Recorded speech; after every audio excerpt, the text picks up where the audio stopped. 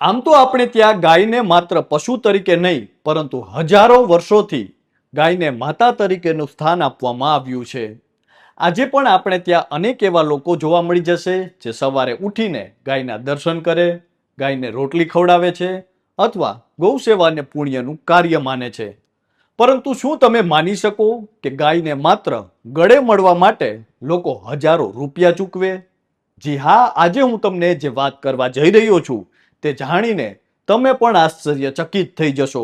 કારણ કે એક દેશ એવો છે કે જ્યાં કલાક માટે લગભગ 5,000 રૂપિયા ચૂકવીને પણ લોકો ગાય સાથે સમય વિતાવે છે, અને તેનું કારણ જાણીને તમે પણ વિચારતા થઈ જશો. નમસ્કાર, આપની સાથે હું છું કૃપાલસિંહ જાડેજા, અને ગાયને મળવા માટે શા કારણે લોકો હજારો રૂપિયા ચૂકવે છે તેના વિશે આજે વિગતે વાત કરીએ. વાત ગુજરાતી પર. આમ તો આપણી સંસ્કૃતિમાં ગાયને માતાનો દરજ્જો આપવામાં આવ્યો છે. ગાયના દૂધને પણ ખૂબ જ પૌષ્ટિક માનવામાં આવે છે.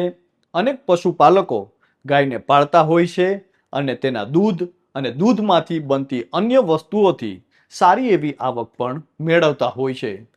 પરંતુ શું તમે ક્યારેય વિચારી શકો કે લોકો ફક્ત ગાયને મળવા માટે હજારો રૂપિયા ખર્ચે? શું તમે માની શકો કે કોઈ વ્યક્તિ ફક્ત 1 કલાક ગાયને મળવા માટે 5,000થી પણ વધુની રકમ ચૂકવે? અને હજારો રૂપિયા ખર્ચીને લોકો પોતાના ટેન્શન દૂર કરે તો? તમે કહેશો, શું વાત કરો છો? જી હા, વિશ્વની સૌથી આધુનિક અને વિકસિત દેશોમાં ગણાતા અમેરિકા સહિત યુરોપના દેશોમાં લોકો ગાયને માત્ર ગળે મળવા માટે હજારો રૂપિયા ચૂકવી રહ્યા છે. અને કેટલાક ફાર્મમાં તો લોકો 1 કલાક માટે લગભગ $75 એટલે કે 5,000 રૂપિયાથી પણ વધુની રકમ ચૂકવીને ગાય સાથે સમય વિતાવે છે. ત્યારે કદાચ સવાલ થાય કે આખરે ગાયને ભેટવા માટે કોઈ પૈસા કેમ આપે? તો આ વાત સમજવા માટે આપણે આજના યુગની જીવનશૈલી તરફ નજર કરવી પડે. કારણ કે આધુનિક સમયમાં માણસ પાસે બધું છે. મોટી મોટી ઇમારતો છે, વૈભવી ગાડીઓ છે, ટેકનોલોજી અને ઇન્ટરનેટ છે, પરંતુ તેમ છતાં શાંતિ અને સંતોષ નથી. દુનિયાભરમાં લાખો લોકો તણાવ, ડિપ્રેશન, એકલતા અને માનસિક થાકનો સામનો કરી રહ્યા છે. અને આ જ કારણ છે કે છેલ્લા કેટલાય વર્ષોમાં લોકો પ્રકૃતિ અને પ્રાણીઓ તરફ પાછા ફરી રહ્યા છે. ત્યારે અમેરિકાના ન્યુયોર્ક અને યુરોપના પણ કેટલાક દેશોમાં ફાર્મ માલિકોએ આ જરૂરિયાતને સમજીને એક નવી સેવા શરૂ કરી છે, જેને કાઉ કડલિંગ નામ આપવામાં આવ્યું છે. કાઉ કડલિંગ એટલે ગાય સાથે શાંતિથી સમય પસાર કરવો. આ દરમિયાન કોઈ વ્યક્તિ ગાયની બાજુમાં બેસી શકે છે, તેના શરીર પર હાથ ફેરવી શકે છે, તેને ગળે મળી શકે છે અથવા તેની નજીક બેસીને આરામ કરી શકે છે. સાંભળવામાં આ વાત કદાચ આપણને સામાન્ય લાગે, પરંતુ ઘણા લોકોનો દાવો છે કે ગાય સાથે થોડો સમય વિતાવ્યા પછી તેઓ પોતાને વધુ શાંત, હળવા અને ખુશ અનુભવે છે. કારણ કે ગાયનો સ્વભાવ સામાન્ય રીતે ખૂબ જ શાંત હોય છે. કેટલાક નિષ્ણાંતોનું પણ માનવું છે કે જ્યારે માણસ ગાયની નજીક શાંતિથી બેસે છે ત્યારે તેના મન પર પણ સકારાત્મક અસર જોવા મળતી હોય છે. અને હવે અમેરિકાના કેટલાક ફાર્મમાં આ પ્રવૃત્તિ એટલી લોકપ્રિય બની ગઈ છે કે લોકો અગાઉથી બુકિંગ કરાવે છે.